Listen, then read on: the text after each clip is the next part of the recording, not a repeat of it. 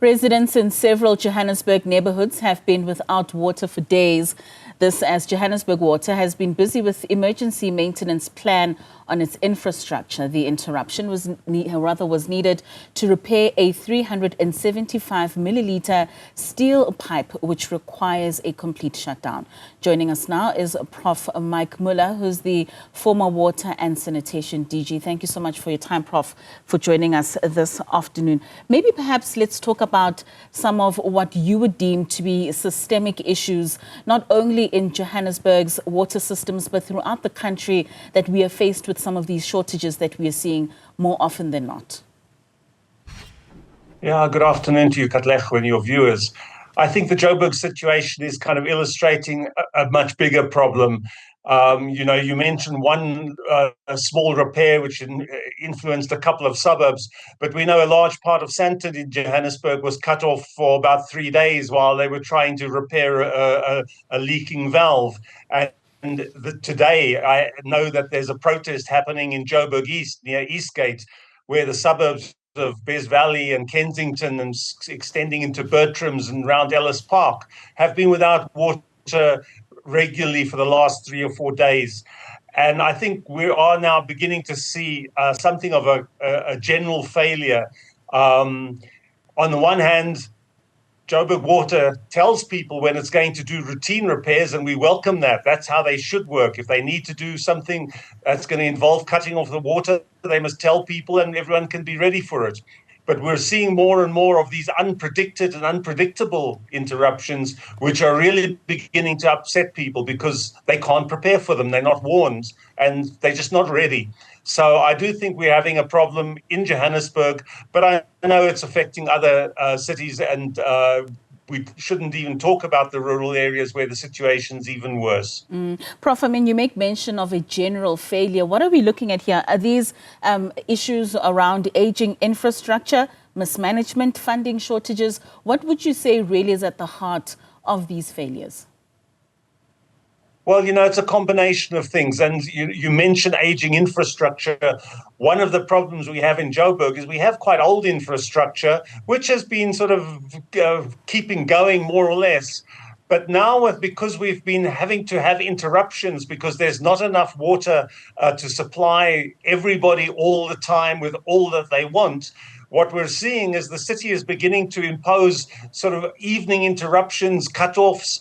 And every time that happens, it actually causes damage to the distribution network. So as they try to ration the water, what they're doing is they're creating more and more leaks. And we really are beginning to see a bit of a failure where people are being cut off in wide areas for quite a few days, which is unacceptable. Different cities have different problems. eThekwini has all sorts of issues which are similar. Nelson Mandela Bay recovered from its big shortage.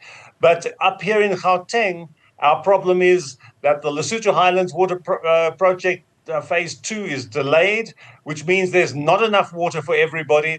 But the municipalities are very nervous about putting on restrictions. They don't want to tell people to use less water. The dams are full. Why should we use less water? Well, there are very good reasons for that, but the municipalities don't seem to want to bite the bullet and say, we just don't have enough water to keep us secure through the winter. We need to restrict you, and this is how we're going to do it.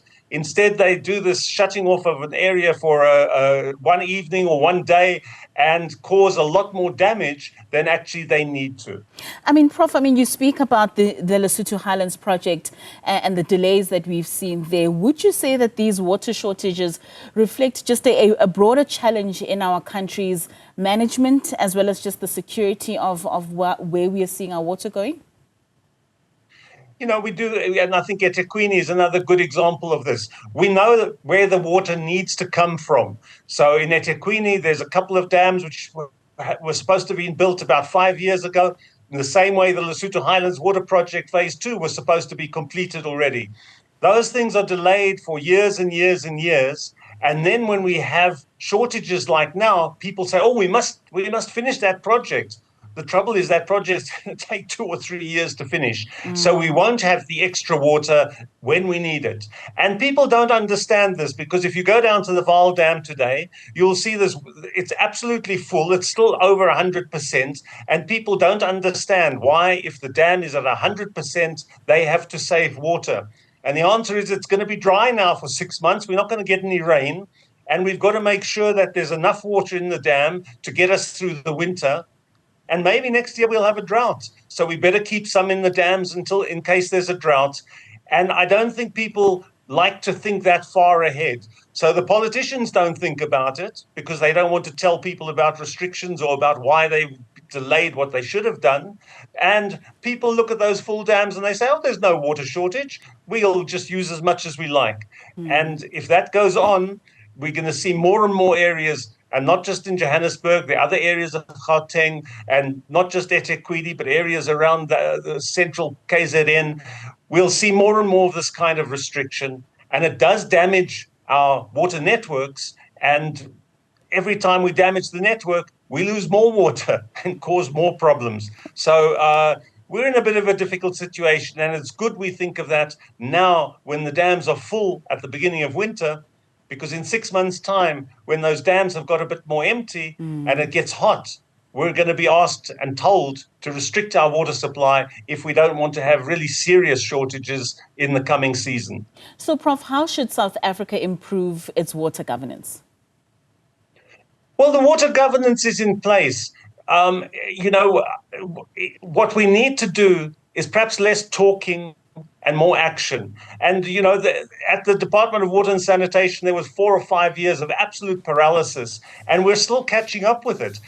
So when we look at today's problems, we have to go back and look back, 5 or 10 years before. Why weren't things done then?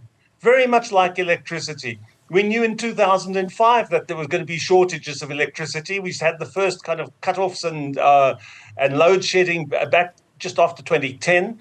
But the point was, we knew that problem was arising, but because it wasn't happening, the politicians felt they could delay taking decisions, delay the action necessary.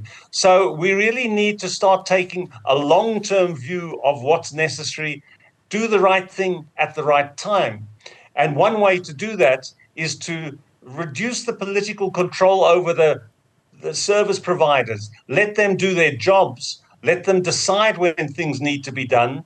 And don't let's depend on politicians to give permission just because they want to spend the money this year on something else. They mustn't be able to tell the water providers or the electricity providers, no, you can wait, you can do it next year, which is what's been happening certainly in water.